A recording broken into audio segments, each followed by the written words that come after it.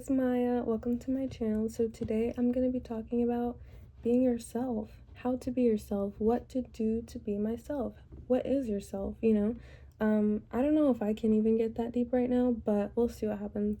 Um okay, so let's just start when I was little. I'm just going to give you guys a quick story just to get the idea. So when I was little, I copied my older cousin's every move. I did everything because I adored her so much that I wanted to be just like her. And in a way it was like admiration, right? It is admiration. But I moved away. Like I moved it from a different state. So I didn't have the chance. I didn't have anyone to look up to.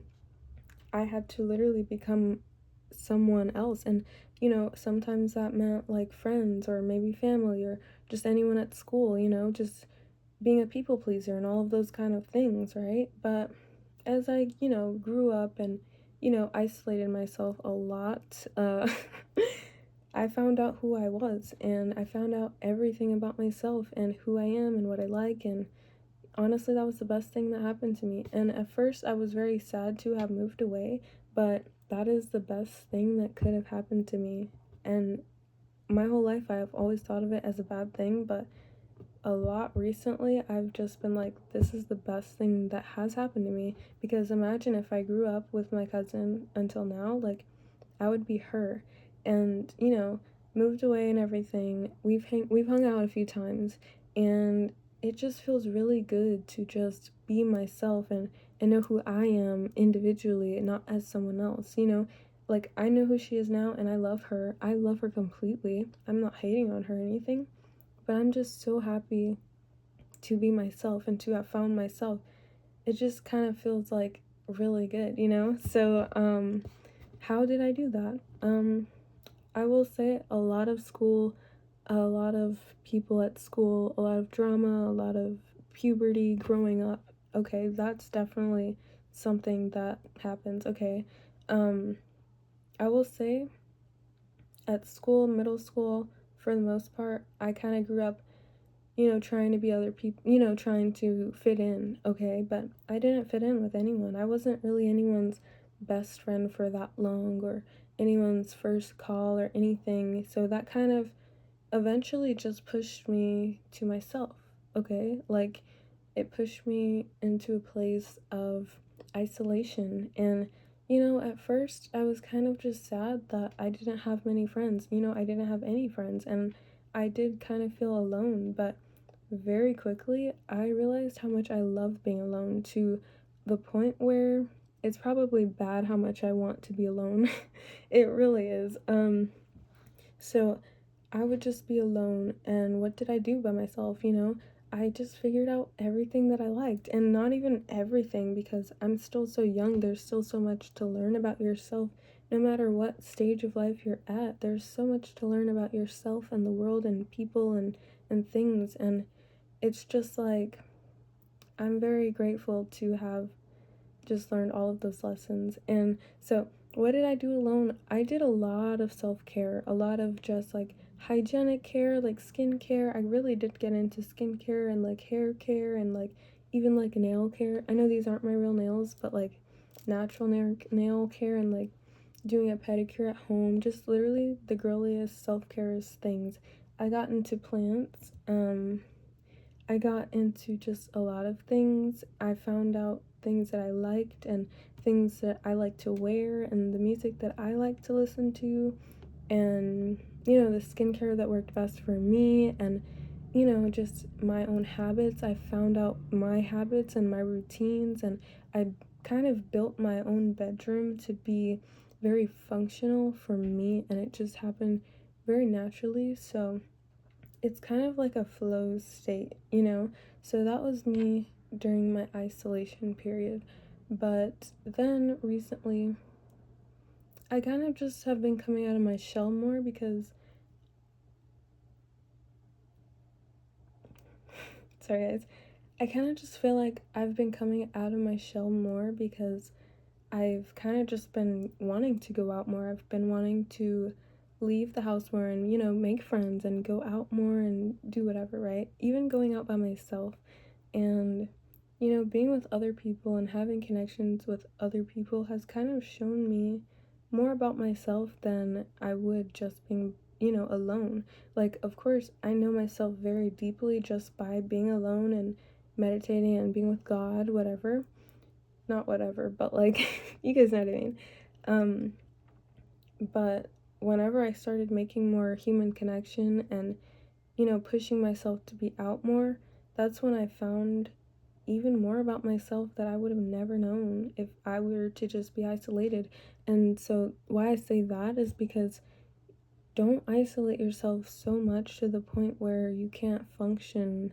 Don't isolate yourself so much because, yes, isolation is good, or solitudeness, whatever, but it definitely stops at some point if you overdo it. Definitely still take some time alone, but don't live your life alone. Don't be alone all the time. And honestly, that's something I still struggle with because I really do just love being alone. So it's just who I am. And I figured that out really fast when I was just alone. A lot of people, they really struggle being alone and with their own thoughts, and they struggle with the quietness and stillness, but I feel like that's where I thrive. So it's something that you have to learn. It's something you have to learn. Self-care, stuff like that. And that's really what helped me at first, okay, was being in isolation.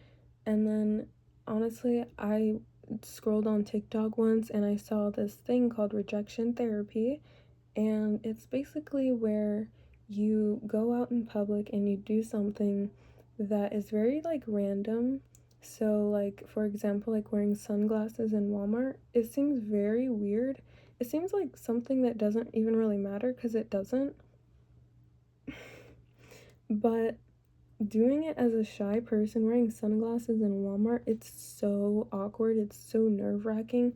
Even for me, going on a walk can be so embarrassing, or like walking across the street. But anyways, like wearing sunglasses in Walmart, I did it one time, and at first I was very scared, but like then I was like, you know what? Nobody can even see my eyes. So what does it matter? Nobody can see my eyes. So they can't see the fear.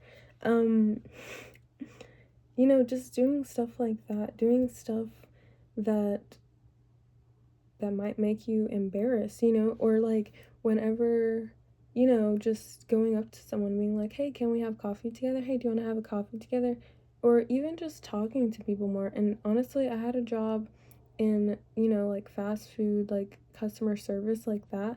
And sometimes I had to like kind of wait until I gave them, their order. So for the most part, I just talk to them about random stuff like, so where are you going? What are you doing today? Do you have any plans? Do you have any weekend plans?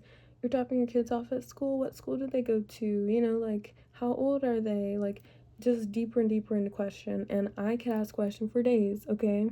So it's just like being able to talk to people and communicate with them and connect with people without feeling embarrassed, because you shouldn't feel embarrassed. And um also, what I mean by rejection therapy is it's your brain basically, whenever you think of somebody telling you no, your brain kind of like pulls you back to like say, okay, don't even ask. Okay, like if somebody had something, like many of something, or like say someone just had like a bouquet of flowers and you kind of wanted to go up to them and ask for one flower, but your brain is like, no, no, no, you shouldn't do it.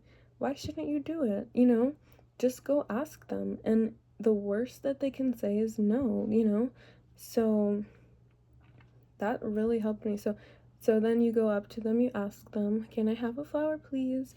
And they say yes, right? Or they say no. And if they say no, it's not the end of the world. And if they say yes, then you get a flower. And when they say no, it's not the end of the world. It's literally just your brain rewiring the word no. It's not harmful. It's not something you should be embarrassed about. It's not something that's going to hurt you. So that's just also something that very much helped me get out of my shell as the shyest person on the earth. Guys, I'm telling you, even to this day, I still struggle. So you can take my word with a grain of salt if you would like, but it's still just something to be worked on, you know? As a shy person, sometimes it feels like maybe things will never change, but the thing is, when you just try, when you just do, you know? So don't be afraid of trying something new, and that's actually all I really have to say. So I hope you guys enjoyed this video, and I hope you guys got something important out of this video. To summarize, don't isolate yourself too much, connect with people, and try out rejection therapy. Look it up online, some things that you can do. People really get really crazy with it, so start off small, definitely, but if you feel like you can handle it, do something crazy, but definitely not illegal. Okay, so I hope you guys like this video, and I hope to see you in the next one.